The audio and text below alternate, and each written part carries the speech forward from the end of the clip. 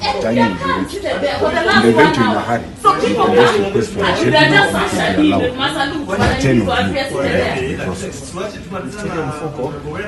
No, for how long? You should have given us deadline. You know, if you told me at 12, I'll have come here at 12. Yeah. You tell me 1, I'll have come here at 1. You told me at 11.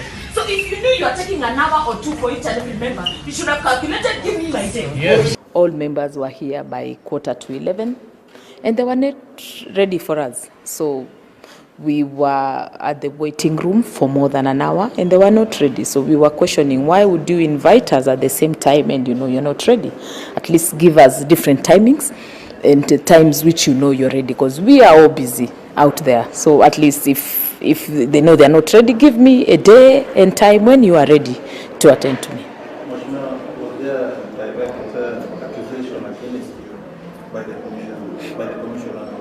There is nothing. There is no direct accusation. They wanted information from me what transpired, and there is nothing because I was nowhere.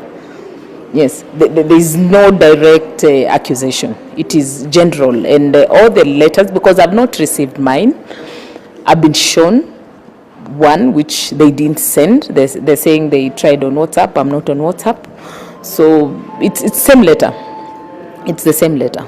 Yes. Do you believe there's disorganization on the part of the NCIC because you're the second leader to say that either the letter was too general or that you didn't receive it? I think it was a knee-jerk kind of reaction. Now that Kenyans on social media were complaining, I myself was complaining because we saw what happened to the IEBC official, a lady, and the words, the insults, and I would say they would even have raped her, a full glare of police.